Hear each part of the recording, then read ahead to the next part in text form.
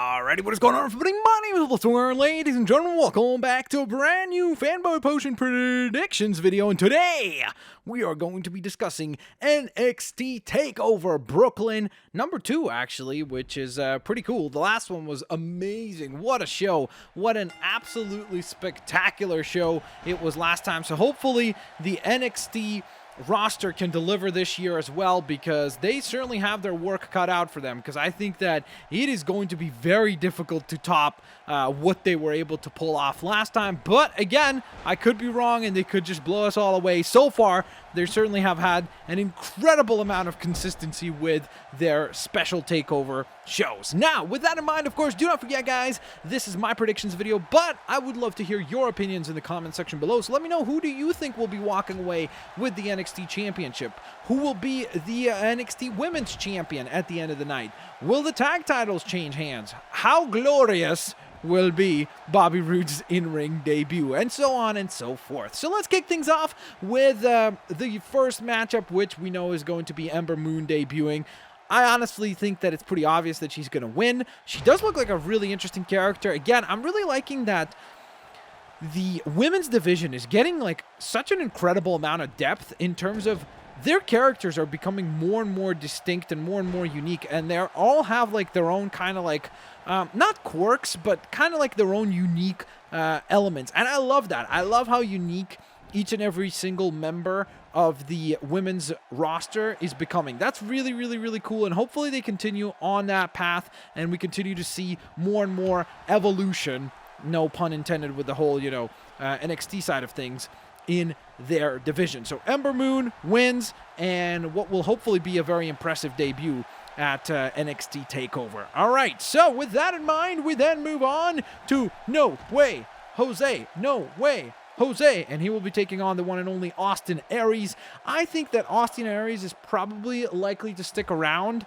on the NXT roster for the next little while. I think that that's a good thing, because I think he could really help out a lot of guys like No Way Jose in terms of give them that extra credibility that they will need, and plus additionally to that, he will give the roster itself, the NXT roster, the credibility that it needs, because of course the roster has it definitely has thinned out, but I think that they always are able to bring in new people and hopefully over time rebuild and get their roster back to a strong position. So with that being said, who do I think will be walking away as the winner on the night of TakeOver? I think it will be Austin Aries. I think that they are likely to continue this program furthermore. My only kind of thing that makes me question that is that there is maybe possibly an element of where they're hoping if Shinsuke walks away with the title, then you go ahead and you book Shinsuke versus Austin Aries. Maybe that's the only other kind of direction that they could go, but I just think that there's a lot more benefit in Austin Aries getting a W, because it establishes him as a winner on the brand, and therefore when No Way Jose beats him, let's say next time that they compete on whether it be an NXT television show or whether it be on the next TakeOver special, whatever it might be, I think that Austin Aries has more to gain by winning here, even though obviously No Way Jose is the younger talent and by definition has more to gain. Now, with that in mind, though, let's move on to the tag team division, as the Revival, the team of Scott Dawson and Dash Wilder, will be defending their titles that they just regained last time, the last TakeOver, and they will be oh no, that wasn't at a TakeOver, that was on the NXT show, wasn't it? And they will be defending their championships, against Johnny Gargano and Tommaso Ciampa, competitors in the Cruiserweight Classic. They put on an absolutely tremendous match in their, I think it was round 2, right? Was that round 2 or was that round 1 that they competed in? I don't even recall. But it was a great match, very well done, and now they will be challenging for the tag team titles. I think there might be a little bit of turmoil between Johnny Gargano and Tommaso Ciampa, and maybe that's what leads to the breakup of the tag team on this night. And I think that the Revival will be retaining. Whether or not that happens, I think the Revival will retain here, because I think they want a team like the Revival to stay on NXT right now, since NXT is going through a little bit of a transition period now, from losing such a huge number of their stars to the main roster. I think that it's going to take like a couple of months for them to reestablish new stars, like people like Ember Moon and Andrade. I can't say his name ever. Andrade Almas. I don't know how to say his name. I apologize. But him, plus No Way Jose, like all of these characters, is going to take some time to reestablish them. So because of that, I think that there's a lot of benefit in keeping the titles on the Revival. So because of that, I think the Revival will retain and will continue to have a very, very dominant performances on NXT. Then we move on to Andrade Almas. I don't know how to say his name, and I apologize because I just have a really, really tough time sometimes with pronouncing certain names. Again, it doesn't help when English is not your first language either. But with that being said, he will be competing against the glorious one, and that is Bobby Roode. There's very interesting decision-making, I think, in putting this match together, simply because, you know, you'd think that Bobby Roode would probably compete against someone that hasn't been built up over the last few weeks, because we've seen Andrade build up quite a bit. You know, he's gotten quite a few victories back-to-back and everything, so kind of surprising to see Bobby Roode compete against him. But my goodness, just Bobby Roode's theme song makes me want to see him win. So with that being said, I think Bobby Roode wins, and I think that Bobby Roode, if he is impressive enough, which hopefully he will be, might be contending for the NXT Championship come the next TakeOver show. We then move on to the co-main event of the evening, which will see Asuka defending her championship against Bayley. This is Asuka Bayley 2, or Asuka Bayley 2. They will be competing once more.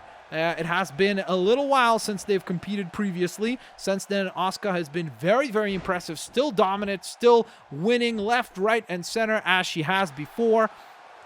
And this is a very, very interesting match because on one hand, storyline-wise, I think it makes sense for Bayley to win. I think that that's what would make sense here. I think that Bayley being victorious makes sense. She is finally able to conquer the challenge that is Asuka. She is the one to get a victory over Asuka, and then as a result of that, you have a very cool kind of like feather in her cap because she's the only woman to have ever won the NXT Women's Championship twice, which would be a very unique thing. You know, it's something that she has said is her goal right now. So I think that that would be really, really cool to see. However, there is a rumor about Bayley coming up to the main roster in September. And September is right around the corner, which then makes me question, how do you make it work in terms of she is victorious, let's say, at TakeOver, and then what do you do? Does she come up to the roster with the NXT title? Like, does that make sense? Or will they have to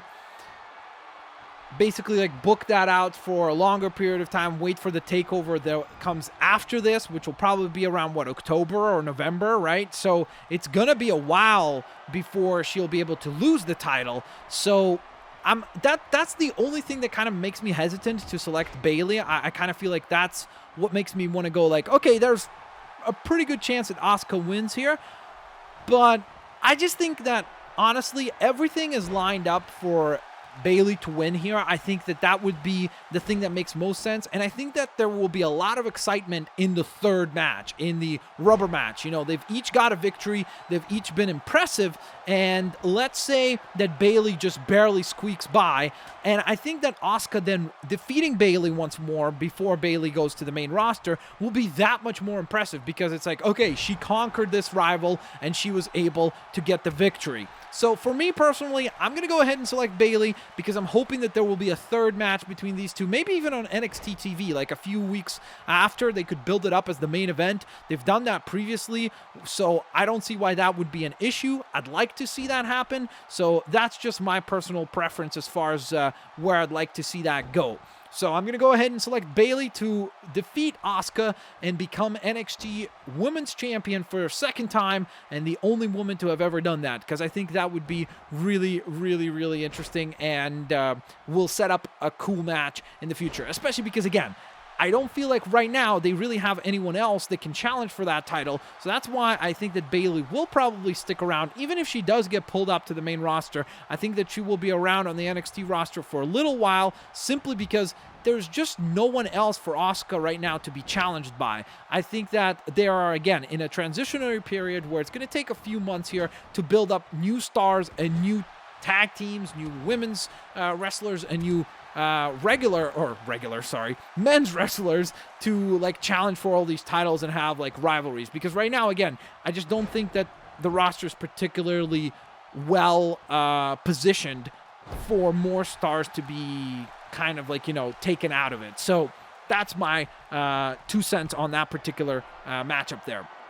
So with that being said, we then move on to the main event of the evening, which is the matchup we're playing through right here, and that is Shinsuke Nakamura challenging Samoa Joe. Shinsuke absolutely dominant like crazy in NXT, has been very, very, very impressive with a multitude of victories against many members of the NXT roster. He has really carved his way, you know, making his debut against Sami Zayn, getting a W there. Then, of course, his absolutely classic series with Finn Balor. That was really, really well done. Austin Aries. I mean, he's been very impressive. He's wrestled Blake Murphy several times, so he's been really, really, really tremendously impressive.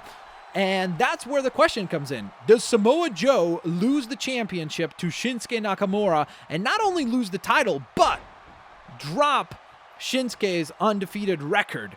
And that's where the interesting component happens. I'm very, very intrigued by that to see where they go in terms of if, let's say, Samoa Joe were to win, where do you go with Shinsuke next? Does he challenge again? The only way I could see that happen is if Samoa Joe in some way cheats to win. So if he does something where he cheats in order to be victorious, I think that will possibly then allow you to set up for a rematch. Otherwise, it will be very interesting to see where they go next with Shinsuke, which is why I feel like at TakeOver Brooklyn 2, when the show is going off the air, there will be a brand new NXT champion, and that will be Shinsuke Nakamura. Undefeated and still champion, champion of NXT, to be challenged by possibly Bobby Roode, by possibly Austin Aries, or by possibly a rematch with Samoa Joe.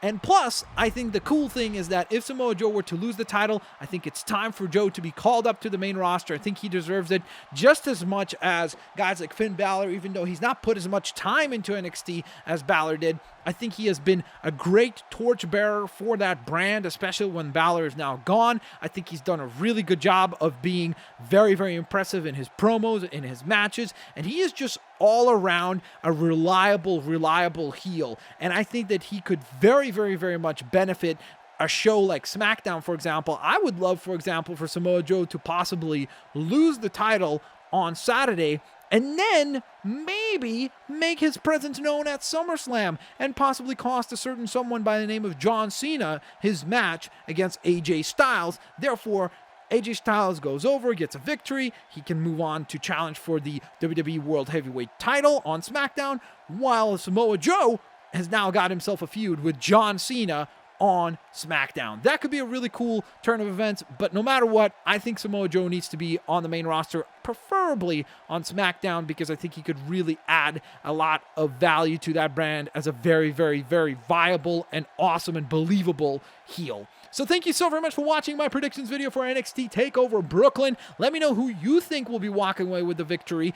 Will it be Shinsuke's night, or will he have to try it again at a future point in time and potentially challenge Samoa Joe later down the line? Thank you guys so very much for watching today's video. If you guys enjoyed it, please don't forget to leave a like. I hope to see you lovely folks here next time. Peace out. See you laters, alligators. Bye-bye, everyone. And yow!